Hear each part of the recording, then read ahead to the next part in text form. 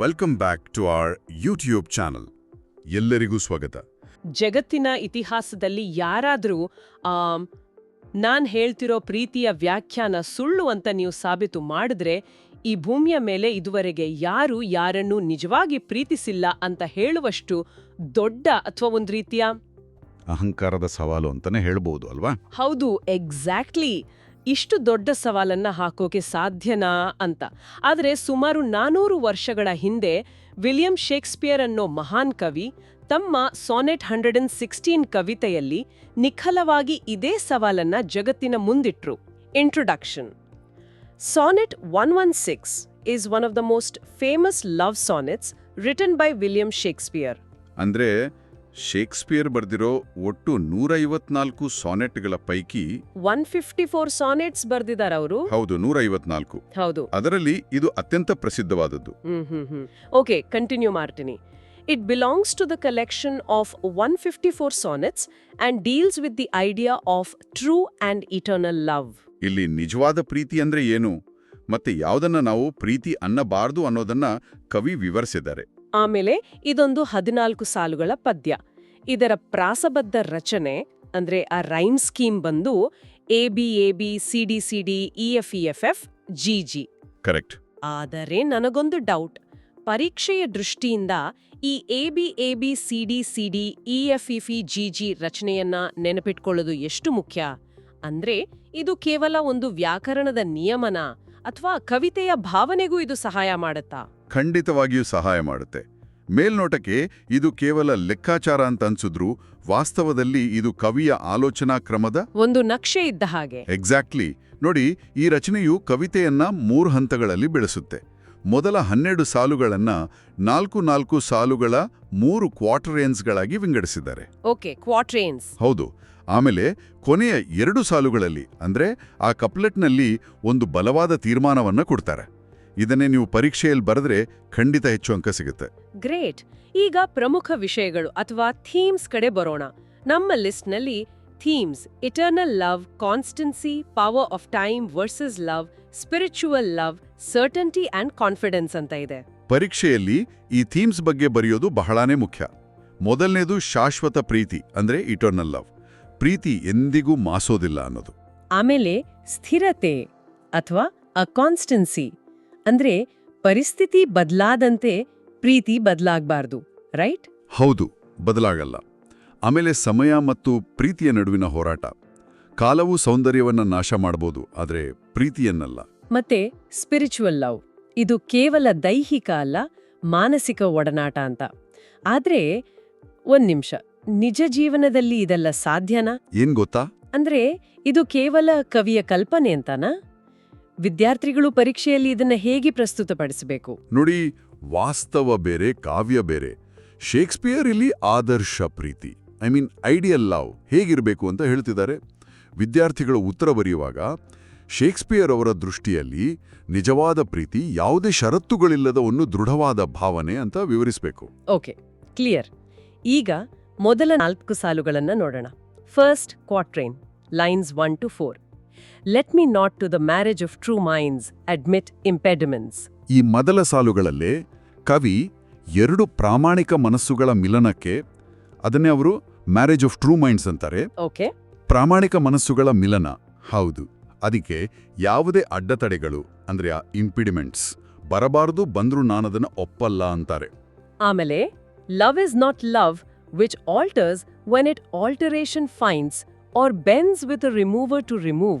ಅಂದ್ರೆ ಪರಿಸ್ಥಿತಿ ಬದಲಾದಾಗ ಬದಲಾಗುವ ಪ್ರೀತಿ ನಿಜವಾದ ಪ್ರೀತಿಯೇ ಅಲ್ಲ. ಯಾರಾದ್ರೂ ನಮ್ಮಿಂದ ದೂರ ಹೋದಾಗ ನಮ್ಮ ಪ್ರೀತಿಯೂ ಮಾಯವಾದ್ರೆ ಅದು ಪ್ರೀತಿಯಲ್ಲ, ಅಲ್ವಾ? ನಿಖರವಾಗಿ ಅದೇ. ಅಂದ್ರೆ ಇವಾಗ ಶಾಲೆಯಲ್ಲಿ ಒಟ್ಟಿಗೆ ಓದಿದ ಸ್ನೇಹಿತರು ಬೇರೆ ಕಾಲೇಜಿಗೆ ಹೋದಾಗ್ಲೂ ಅವರ ಸ್ನೇಹ ಗಟ್ಟಿಯಾಗಿದ್ರೆ ಅದೇ ನಿಜವಾದ ಸಂಬಂಧವಿದ್ದಂತೆ, ಸರಿಯೇ? ಅತ್ಯುತ್ತಮ ಉದಾಹರಣೆ. ನೀವು ಹೇಳಿದಾಗೆ ಭೌತಿಕ ಅಂತರ ಹೆಚ್ಚಾದ್ರೂ ಭಾವನೆ ಬದಲಾಗಬಾರ್ದು. ಹಾಗಾದ್ರೆ ಪರೀಕ್ಷಾ ಉತ್ತರಗಳಲ್ಲಿ ನಾವು ಆ ಅನ್ಕಂಡೀಷನಲ್ ಲವ್ ಅನ್ನೋ ಪದವನ್ನ ಬಳಸ್ಬೋದಲ್ವೇ? ಖಂಡಿತ. ಪರೀಕ್ಷೆಯಲ್ಲಿ true love is constant and unconditional ಅನ್ನೋ ವಾಕ್ಯವನ್ನ ಬರೆಯೋದು ಕಡ್ಡಾಯ ಅಂತಾನೆ ಹೇಳ್ಬೋದು. ಸೂಪರ್. ಈಗ ಎರಡನೇ 4 ಸಾಲುಗಳ ವಿಶ್ಲೇಷಣೆಗೆ ಹೋಗೋಣ. Second quatrain, lines 5 to 8. O no, it is an ever fixed mark that looks on tempests and is never shaken. ಇಲ್ಲಿ ಶೇಕ್ಸ್ಪಿಯರ್ ಪ್ರೀತಿಯನ್ನ ಒಂದು ಲೈಟ್ ಹೌಸ್ ಅಥವಾ ಆ ಎವರ್ ಫಿಕ್ಸ್ಡ್ ಮಾರ್ಕ್ಗೆ ಹೋಲಿಸ್ತಿದ್ದಾರೆ. ಎಷ್ಟೇ ದೊಡ್ಡ ಬಿರುಗಾಳಿ ಅಂದ್ರೆ ಟೆಂಪೆಸ್ಟ್ ಬಂದ್ರೂ ಲೈಟ್ ಹೌಸ್ ಅಲುಗಾಡೋದಿಲ್ಲ. ಹೌದು, ಅದೇ ರೀತಿ ಕಷ್ಟಗಳು ಬಂದಾಗ ನಿಜವಾದ ಪ್ರೀತಿ ಅಲುಗಾಡಲ್ಲ. ಮುಂದಿನ 2 ಸಾಲುಗಳು ಬಹಳ ಚೆನ್ನಾಗಿದೆ. It is the star to every wandering bark, whose worth's unknown, although his height be taken. ಇಲ್ಲಿ ಕಡಲಿನಲ್ಲಿ ದಾರಿ ತಪ್ಪಿದ ಹಡಗಿಗೆ ಅಂದ್ರೆ ವಾಂಡರಿಂಗ್ ಬಾರ್ಕ್ಗೆ ಆಕಾಶದ ಧ್ರುವ ನಕ್ಷತ್ರ ದಾರಿ ತೋರಿಸುತ್ತೆ ಅಂತ ಹೇಳ್ತಿದ್ದಾರೆ. ಓಹೋ, ಸ್ಟಾರ್ ಅಂದ್ರೆ ಧ್ರುವ ನಕ್ಷತ್ರನ ಇಲ್ಲಿ. ಹೌದು, ನಕ್ಷತ್ರದ ಎತ್ತರವನ್ನು ಅಳೆಯಬಹುದು, ಆದರೆ ಅದರ ನೈಜ ಮೌಲ್ಯವನ್ನು ಅಳೆಯಲಾಗೋದಿಲ್ಲ. ವೇಟ್, ಈ ನಕ್ಷತ್ರದ ಹೋಲಿಕೆಯನ್ನ ಪರೀಕ್ಷೆಯಲ್ಲಿ ಹೇಗೆ ವಿವರಿಸೋದು? ಕೇವಲ ನಕ್ಷತ್ರ ಅಂದ್ರೆ ಸಾಕಾ ಅಥವಾ ಅದರ ಆಳವಾದ ಅರ್ಥವನ್ನ ಬರಿಬೇಕಾ? ಇಲ್ಲ, ಪರೀಕ್ಷಕರು ಖಂಡಿತ ಈ ಉಪಮೆಯನ್ನ ಅಂದ್ರೆ ಮೆಟಫರ್ ಅನ್ನ ನಿರೀಕ್ಷಿಸ್ತಾರೆ. ಅಂದ್ರೆ ಮಾರ್ಗದರ್ಶನ ಅಂತ ಬರಿಬೇಕಾ? ಎಕ್ಸಾಕ್ಟ್ಲಿ. ಪ್ರೀತಿಯು ಜೀವನದ ಕಷ್ಟಕಾಲದಲ್ಲಿ ದಾರಿದೀಪದಂತೆ ಮಾರ್ಗದರ್ಶನ ನೀಡುತ್ತೆ ಅನ್ನೋದೇ ಇಲ್ಲಿನ ಪ್ರಮುಖ ಅಂಶ. ಪರೀಕ್ಷೆಯಲ್ಲಿ ಆ guiding force in difficult times ಅನ್ನೋದನ್ನ ಹೈಲೈಟ್ ಮಾಡಬೇಕು. ಈಗ 3ನೇ 4 ಸಾಲುಗಳು.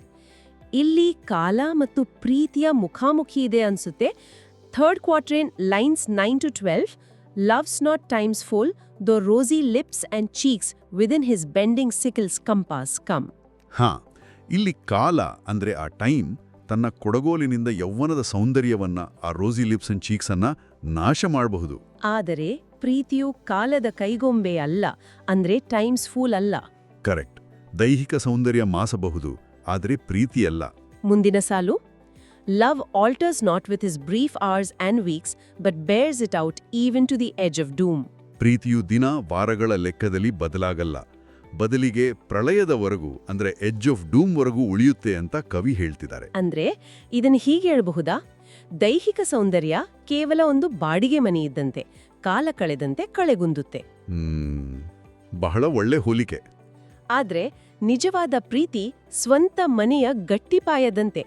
ಪರೀಕ್ಷೆಯಲ್ಲಿ time destroys physical beauty but not true love ಅಂತ ಬರೆಯೋದು ಸೂಕ್ತ ಅಲ್ವಾ? ನಿಖರವಾದ ಹೋಲಿಕೆ. ಈ ಸಾಲುಗಳು ಪದ್ಯದ ಅತ್ಯಂತ ಪ್ರಬಲವಾದ ವಾದವನ್ನ ಮಂಡಿಸ್ತವೆ. ಪ್ರೀತಿ ಶಾಶ್ವತ ಮತ್ತು ಭೌತಿಕ ಅವನತಿಗೆ ಸಂಪೂರ್ಣವಾಗಿ ಅತೀತವಾದದ್ದು. ಹೌದು, ಅತೀತವಾದದ್ದು. ಕೊನೆಗೆ ಆ ಫೈನಲ್ ಕಪ್ಲೆಟ್ ಬಂತು. ಕೇವಲ 2 ಸಾಲುಗಳು. Final couplet lines 13 and 14. If this be error, and upon me proved, I never wrote, nor no man ever loved. ಇದು ಕವಿತೆಯ ಮುಕ್ತಾಯ. ಇಲ್ಲಿ ಶೇಕ್ಸ್ಪಿಯರ್ ಒಂದು ನೇರವಾದ ಸವಾಲನ್ನೇ ಹಾಕ್ತಿದ್ದಾರೆ. ನಾನ್ ಹೇಳಿರೋ ಪ್ರೀತಿಯ ವ್ಯಾಖ್ಯಾನ ಸುಳ್ಳು ಅಂತ ಯಾರಾದ್ರೂ ಸಾಬೀತು ಮಾಡಿದ್ರೆ, ನಾನು ಇಲ್ಲಿಯವರೆಗೆ ಏನೂ ಬರೆದಿಲ್ಲ ಮತ್ತೆ ಜಗತ್ತಿನಲ್ಲಿ ಯಾರೂ ಯಾರನ್ನೂ ನಿಜವಾಗಿ ಪ್ರೀತಿಸಿಲ್ಲ ಅಂತ ಬಹಳ ಆತ್ಮವಿಶ್ವಾಸದಿಂದ ಹೇಳ್ತಾರೆ. ವೇಟ್, ಈ ಮಟ್ಟದ ಆತ್ಮವಿಶ್ವಾಸ ಪರೀಕ್ಷೆಯ ದೃಷ್ಟಿಯಿಂದ ಎಷ್ಟು ಮುಖ್ಯ? ಇದು ಕವಿತೆಯ ಒಟ್ಟಾರೆ ಸಂದೇಶವನ್ನ ಹೇಗೆ ಎತ್ತಿ ಹಿಡಿಯುತ್ತೆ? ಇದು ಬಹಳಾನೇ ಮುಖ್ಯ. ಪರೀಕ್ಷೆಯ ಕೊನೆಯಲ್ಲಿ ಈ ಅಂಶವನ್ನ ಬರೆದ್ರೆ ನಿಮ್ಮ ಉತ್ತರಕ್ಕೆ ಒಂದು ಪರ್ಫೆಕ್ಟ್ ಸಂಪೂರ್ಣತೆ ಸಿಗುತ್ತೆ. ಓಕೆ, ಈಗ ವಿಡಿಯೋದ ಕೊನೆಯ ಭಾಗ ಕನ್ಕ್ಲೂಷನ್. ಪರೀಕ್ಷೆಗಾಗಿ ಈ ಕವಿತೆಯ ಸಾರಾಂಶವನ್ನ 10 ಸಾಲುಗಳಲ್ಲಿ ಬರೆಯೋದಾದ್ರೆ ಬಹಳ ಸಿಂಪಲ್ ಆಗಿ ಹೇಳ್ತೀನಿ ನೋಡಿ. 1. ಶೇಕ್ಸ್ಪಿಯರ್ ನಿಜವಾದ ಪ್ರೀತಿಯನ್ನ ಶಾಶ್ವತ ಮತ್ತು ಅಚಲ ಅಂತ ವರ್ಣಿಸಿದ್ದಾರೆ. ರೈಟ್. ಮತ್ತೆ ಅಸ್ಥಿರವಾದ ಪ್ರೀತಿಯನ್ನ ಅವರು ತಿರಸ್ಕರಿಸ್ತಾರೆ. ಹೌದು.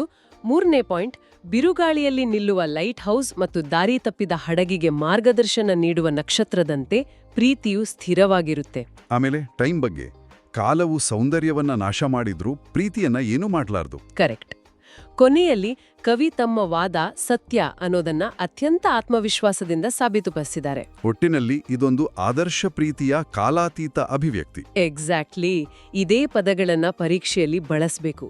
ಇದೇ ರೀತಿಯ ಮತ್ತಷ್ಟು ಆಸಕ್ತಿದಾಯಕ ಮತ್ತು ಪರೀಕ್ಷಾ ಸ್ನೇಹಿ ವಿಡಿಯೋಗಳಾಗಿ ನಮ್ಮ ಯೂಟ್ಯೂಬ್ ಚಾನೆಲ್ಗೆ ಸಬ್ಸ್ಕ್ರೈಬ್ ಮಾಡಲು ಮರೆಯದಿರಿ. ಮತ್ತೆ ಭೇಟಿಯಾಗೋಣ. Hello, and to those who found the explanation of Sonnet 116 helpful, please subscribe for more literature videos.